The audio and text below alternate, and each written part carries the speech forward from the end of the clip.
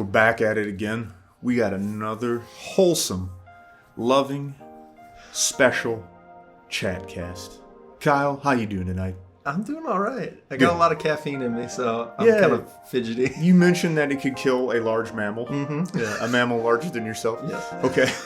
Now, on this Chatcast, we want to talk about are we growing and are we challenging ourselves in any new ways?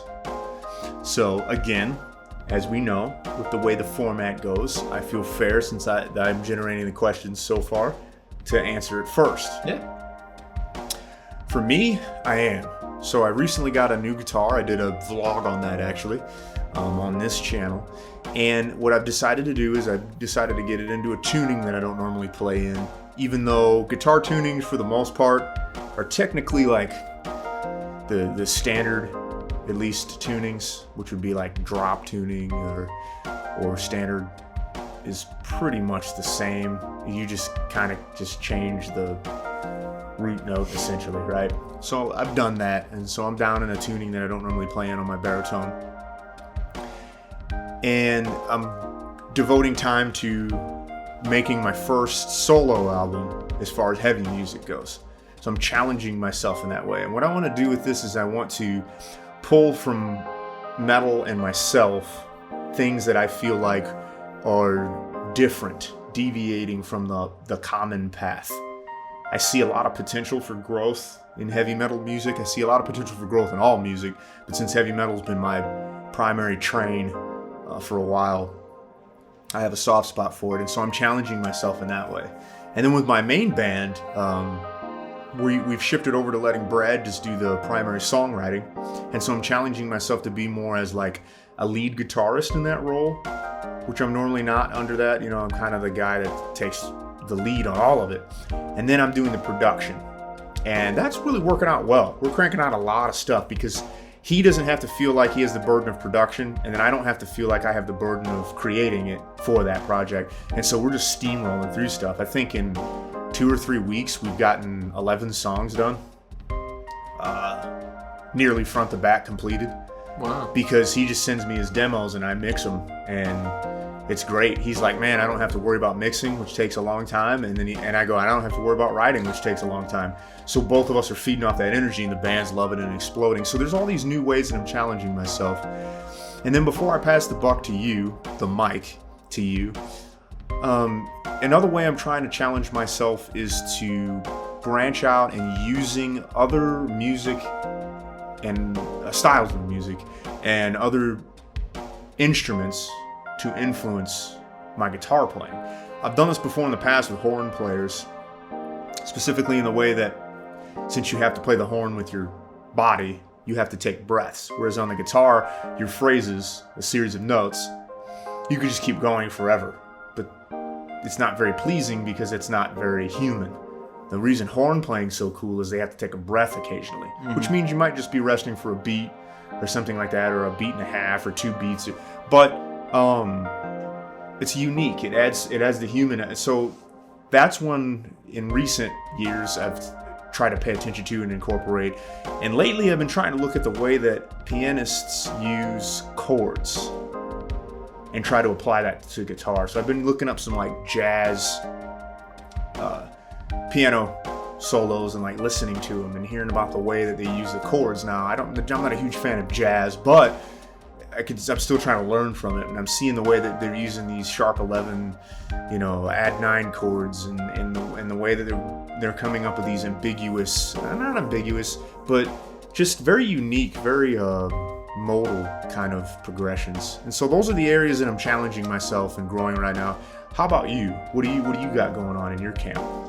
So it's funny, we've been kind of talking about this back and forth, and I just mentioned it when I got here tonight, is that I'm kind of in that season right now where I'm spinning my tires, My creativity doesn't feel like it's super high and stuff like that. So my ability to put in the time to work and grow is mainly a discipline at this point. It's not really a motivation.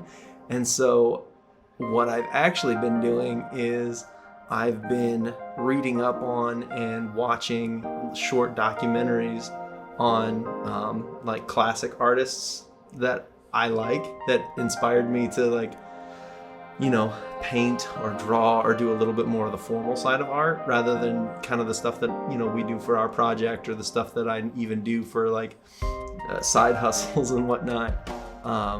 Just going back and watching, like reading up on one of my favorite artists, Claude Monet, who was he was the French Impressionist painter.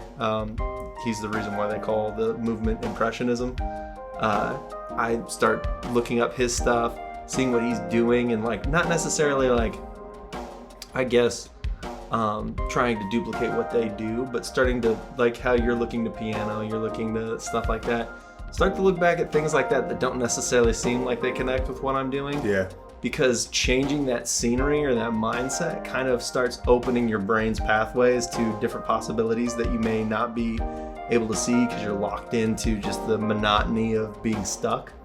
And so that's kind of what I'm doing right now is I'm reading up on him. I'm looking at the way that he viewed color, because I don't know, so I'll go on a teeny tiny little rant about this. So part of the reason that he was influential is because at the time that he started painting, photography had come out, and so painters started feeling less obligated to be the responsible parties of duplicating what you see in reality. So cameras had been kind of around for a little bit, but that's a different story.